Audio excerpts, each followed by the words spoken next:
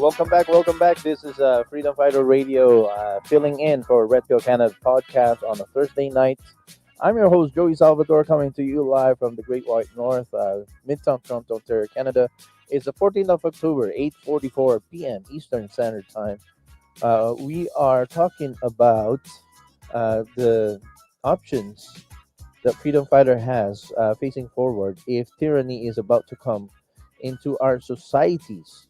So, what are the options that we have? Well, we discussed four options that are possibly what we're facing, and three of the options I don't recommend, but one of the options I recommend is, peaceful civil disobedience, and we can actually wage war using the tool that we have in this democracy, which is an upcoming election, provincial election in Ontario.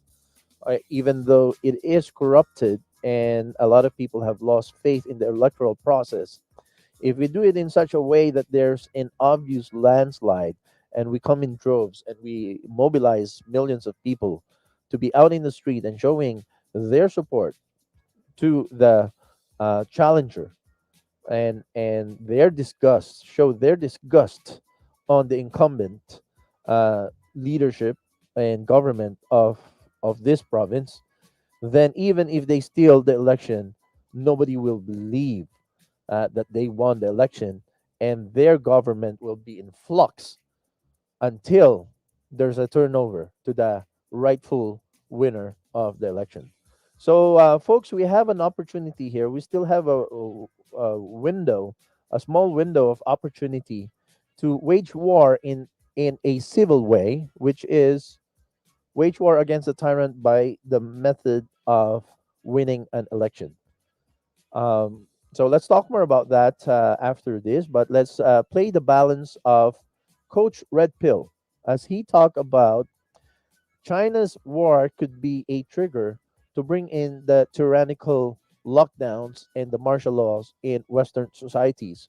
So, folks, this is Coach Red Pill as we cover his vlog here on the Freedom Fighter Radio, right here on the Ordinary Joe. Score, you can't travel. You can't have a bank account. You won't be able to buy food. You'll be a slave, a prisoner to this totalitarian. And it's insane, but if you think it's insane, look back what's happened over the last 20 months. Can you believe what's happened since January of 2020 until today? Can you believe? Can you just do you understand what's happened? Now is the last chance you're going to have to leave. And where should you go? You should go to a poor, underdeveloped country. Why?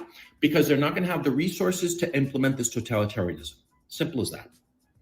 It doesn't matter if you go to Central America, to Mexico, Belize, Costa Rica, any of the republics in Latin America. It doesn't matter if you go to Africa or the Middle East. The Middle East is becoming a lot more peaceful now that the Americans are withdrawing. It doesn't matter if you go to Southeast Asia, to any of the poorer countries. The poor countries, that's where you want to be going. Why? Because they will never be able to afford the implementation of this totalitarianism that we are seeing in the Western democracies. That's the issue. See, you want to go to someplace poor, Eastern Europe, the Middle East, Africa, not South Africa, because if you're white in South Africa, you're a dead man. And to my South African listeners, leave. Even if you're black in South Africa, leave. Because what's happening in South Africa is basically a communist revolution. And once they've wiped out all of the whites, they're going to start wiping out any of the smarter blacks, any of the blacks who have put together a little bit of capital, like they did in the Soviet Union when they wiped out the kulaks. Look it up, Kulaks, the kulaks. They wiped them out because of resentment and hatred. And that's what's going to happen in South Africa. But the other countries in Africa, they'll probably be very safe. Kenya and whatnot, you want to go there. You want to get the fuck away.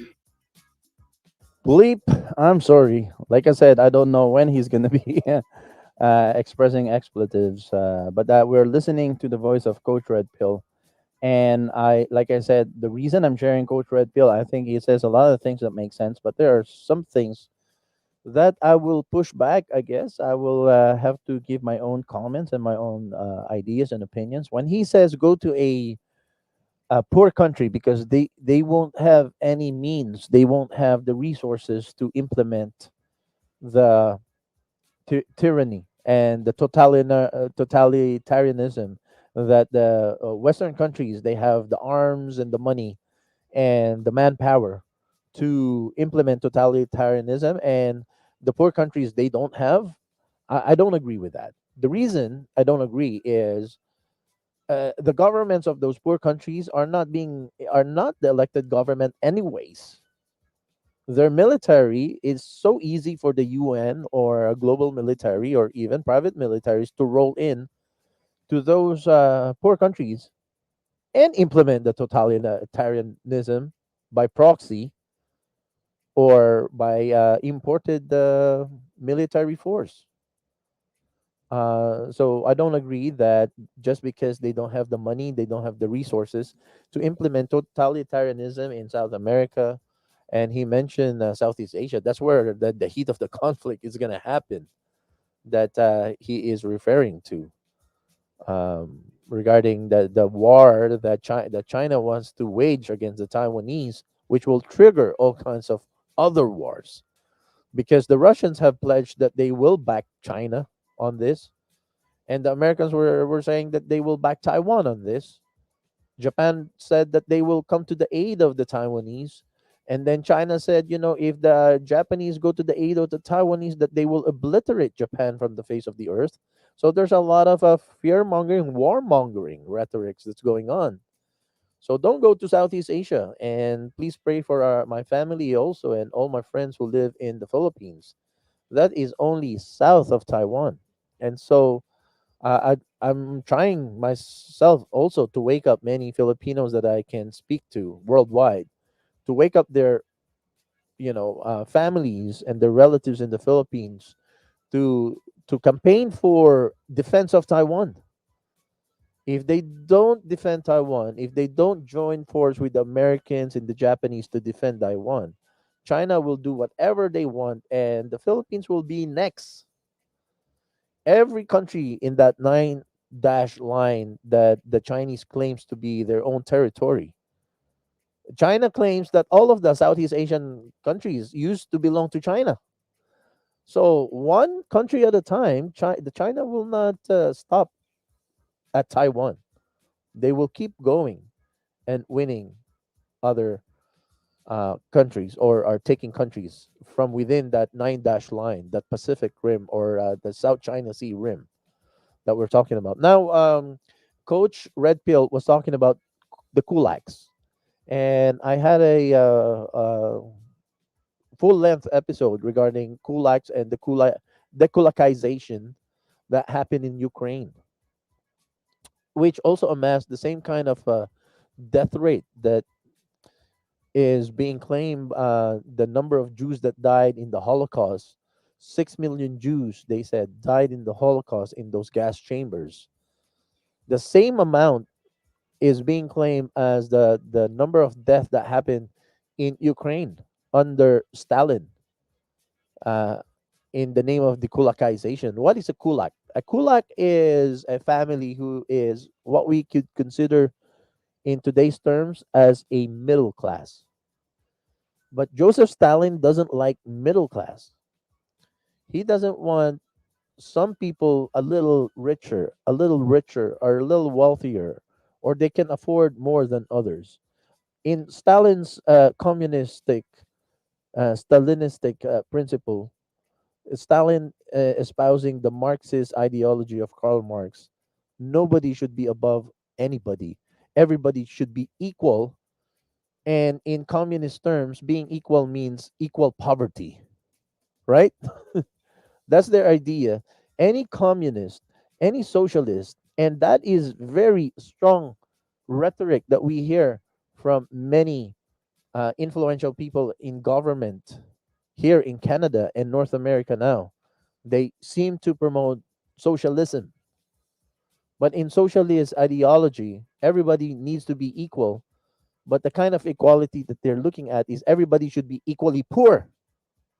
and only them tyrants, a 1% up top, should have any opportunity to eat meat or have clothes on their backs or have roofs over their heads, but the rest of society needs to be begging from the elite.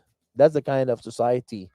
And during the decolonization movement that Joseph Stalin has imposed upon Ukraine, that caused 6 million people die. You know how they died? 6 million people died during the kulak or the decolonization campaign of Stalin is because of poverty, because he took away the ability. The kulaks or the middle class, they are the ones who are the hard workers who make sure that the farms are worked properly and there's enough crops and harvest for every season. But Joseph Stalin don't like that they are, making wealth for themselves by taking care of the farms. So he says, he went actually to the poor members of society and say, and look, listen, these kulaks, they are the enemies because they have a cattle, they have a brick house, they have a couple of servants who help them work the farms. And Joseph Stalin poisoned the mind of the poor so that they will attack the rich. That's what the kulakization was. And that is very similar to what's happening right now in our society, where all of these lockdowns is erasing the ability of the middle class and those small and medium-sized businesses to create economy for our countries and for our families, for the nation. And they're only allowing the big monopolistic big corporations such as Walmart and Costco to keep to stay in operation, but none of the family owned businesses. That's the colocization. Wiping out the middle class is the colocization. They are the kulaks of today's society. Those who own medium and small sized businesses, family owned restaurants, family owned business establishments, stores, and whatnot. That's the colocization. So again, we are listening to the balance of Coach Red Pill's rant or vlog, and I apologize for some of the expletives that comes out of his mouth. Uh, I really, I really admire many of what he says, and what many of what he says makes sense, except for a few things that I need to push back on. So this is a reaction sort of video broadcast because he have hundreds of thousands of followers, but I have two, and I'm one of his hundreds of thousands of followers, and I have to say something when there are little segments of what he says that I disagree with. I think it needs to come to light. But let's listen to the balance of. Again, I ended up on 1333 again because I rewind a little bit before I played, and now I'm on 1333. Oh no, that's the end. Okay, the total minutes is 13 minutes and 33 seconds. So let's go listen to the remainder, the balance of Coach Red Pill's latest vlog. Here it is. From the Western democracies. I'm telling you, man, once the war with China starts up, which is about to start, it's just perhaps even days away as far as I know, but I personally think it's going to take place in the spring. But once that war with China starts, you will not be able to leave the West. You will not be allowed because the Western democracies will claim that they are on a war footing, and therefore all transportation, all travel will be curtailed. Everybody will be locked into their homes. And the totalitarianism will be implemented like never before in the West's history. And people won't even believe what is happening, but it will be happening. The war with China is about to start, and it will be the excuse to make of you a prisoner in your own home. So now is the time to leave. And again, I insist to those people who say that I'm a defeatist, that I'm a coward, because a lot of people are going to say that. Okay, fine. I'm a coward. I don't care. I don't care. Because see, my responsibility, it seems to me, having accumulated the subscriber base that I have, my responsibility is to tell you what I actually think. And realistically, there is no way to fight it. the point of no return has been passed quite some time ago. And it'll be up to historians to figure out when that point was crossed, but it has been crossed. There is no way to fight what's coming. So the best that you can do is liquidate all of your assets, just sell them all. And it doesn't matter if you get, 60 cents on the dollar, 40 cents on the dollar, sell them all. Get cash. Get the fuck out of the West. Set yourself up in someplace new.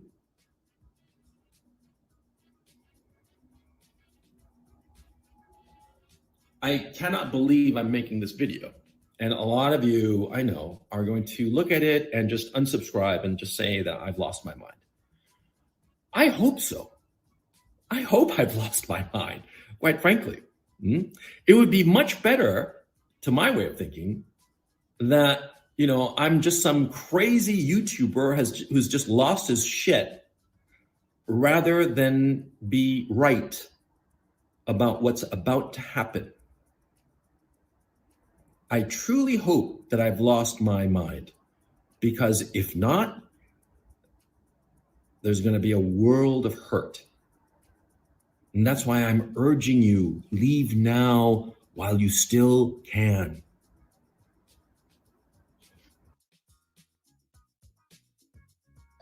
There you go, folks. That was Coach Red Pilled.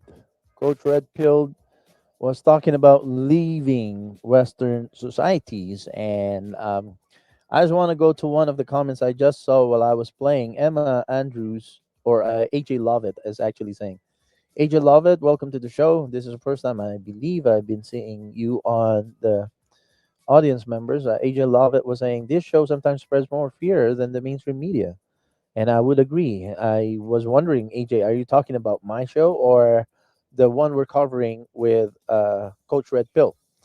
And Coach Red Pill seems to, yes, I said I had to push back in some of what he's saying, leaving Western societies.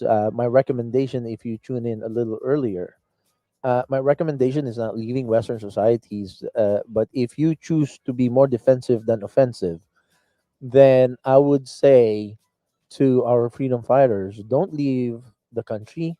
Maybe leave the inner cities and run up to the hills and regroup, because we need to take our country back. That's my recommendation, not to leave and abandon the countries. I would recommend that we maybe take a little step back, go to the countryside, regroup, reorganize, and find out how we can take our countries back. But I was also saying that there is a room of opportunity here. We have a room of opportunity, to a window of opportunity to take our country without having to be um, using any kind of force. We can take our country by the use of elections. So there is an election about to happen in Ontario, provincial election. We can take our country back by overwhelming the system, by showing the system that 99% of our Ontarians wants a change in this government and want to push back against the tyranny, want to push back against the mandates. And even though they steal, and like I've been addressing earlier, that there's a lot of people who lost faith in the electoral process. But if you landslide a vote, it doesn't matter if they try to steal an election. If it's landslide, then you will be rest assured that nobody will believe that the opponent won the election, when it's obvious that it's landslide by people showing up, people rallying, people protesting in the right way. And I already talked about the kind of the right way to protest, in my opinion. But folks, that was the coverage today of Red Pill Canada podcast. Thank you for tuning in. And I'm going to sign off and say goodbye. But for those who want to stick around, we are going to play chapter 6, I believe, The Balance of Tragedy and Hope 101.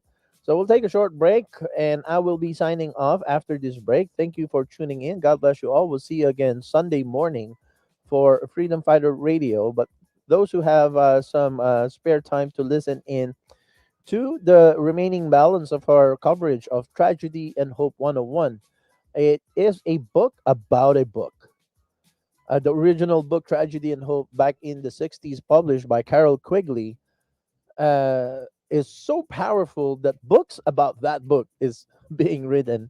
And one of my favorite books about the original Tragedy and Hope book of Carol Quigley of the 60s is a modern book that's written by Joseph Plummer. Joseph Plummer, Tragedy and Hope 101, where he tries to, Joseph Plummer is trying to simplify for an easy read. And so we are going to listen to the audiobook. Don't go away. We'll be right back with Tragedy and Hope 101. But I personally will be signing off. I won't be on the microphone anymore. I'll see you guys Monday morning on Freedom Fighter Radio. Don't go away when we come back. Tragedy and Hope, the balance. Tragedy and Hope 101. Only here. Freedom Fighter Radio on The Ordinary Joe. Don't go away. We'll be right back after these messages.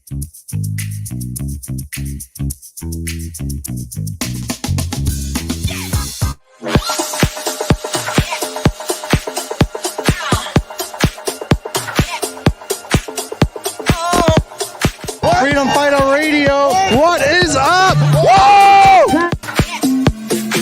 Shout out to Freedom Fighter Radio and Joe.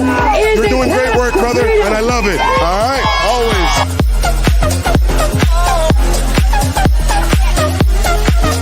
Make sure you listen to the Freedom Fighter Radio on the Ordinary Show.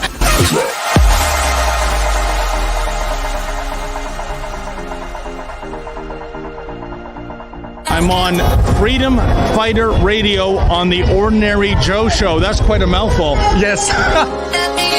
Hey guys, this is Chris Sky. Listen to Freedom Fighter Radio. They're here today, back in the blue, and so am I.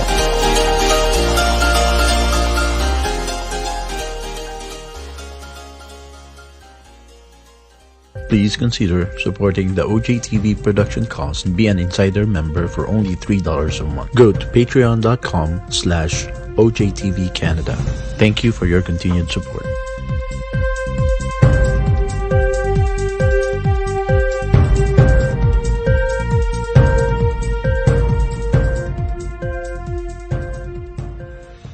Canadians all across the country are sick and tired of the lies, the fear-mongering, and the hate speech they hear from the mainstream media. Download the free radio app, Freedom Fighter Radio.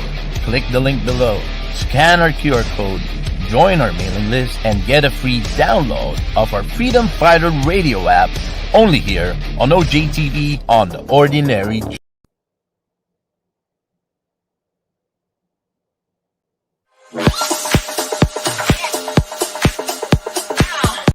Canadians all across the country are sick and tired of the lies, the fear-mongering, and the hate speech they hear from the mainstream media. Download the free radio app, Freedom Fighter Radio.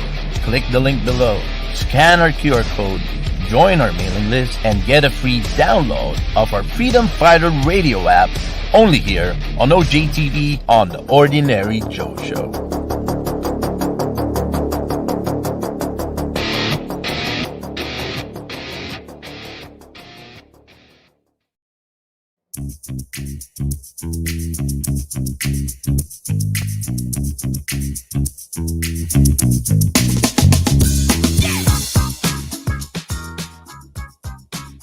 Will be interrupted by destruction of the aircraft, which will be triggered by radio signal. This will allow ICAO radio stations in the Western Hemisphere to tell the U.S. what has happened to the aircraft, instead of the U.S. trying to sell the incident. Immediately prior to this proposal, the document suggests having U.S. military pilots threaten civilian aircraft with fake MiG-type aircraft. This presumably would make a later shoot-down that much more believable.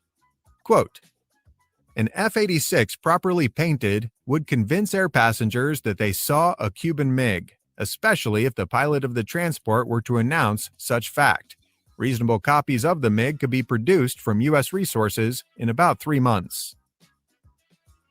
As noted, these plans were drafted in support of the larger Cuba project, which was essentially a CIA-directed covert operation against Cuba. The Cuba project contained many other equally immoral and dishonest proposals. One such proposal involved having the United States attack Jamaica and then blame the attack on Cuba. From Wikipedia, quote, "Included in the nations, the Joint Chiefs suggested as targets for covert attacks were Jamaica and Trinidad-Tobago. Since both were members of the British Commonwealth, the Joint Chiefs hoped that by secretly attacking them and then falsely blaming Cuba, the United States could incite the people of the United Kingdom into supporting a war against Castro. A plan was even put forward that suggested bribing a Cuban commander to launch an attack against the U.S. military base at Guantanamo Bay. As James Bamford notes, the act suggested bribing a foreign nation to launch a violent attack on an American military installation was treason. It's imperative to understand that covert operations of this nature rely on the ignorance of both the public and the vast majority of government and military personnel. The whole point of a covert operation is to deceive, to get away with something you would otherwise be unable to get away with. Regarding these and other proposals, a Department of Defense report stated clearly, quote, "If the decision should be made to set up a contrived situation, it should be one in which participation by U.S. personnel is limited only to the most highly trusted covert personnel. This suggests the infeasibility of the use of military units for any aspect of the contrived situation."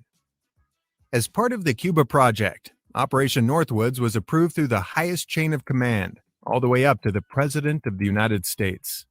Fortunately, President Kennedy's opinion of the CIA and its tactics had already soured by the time the document hit his desk. He rejected it.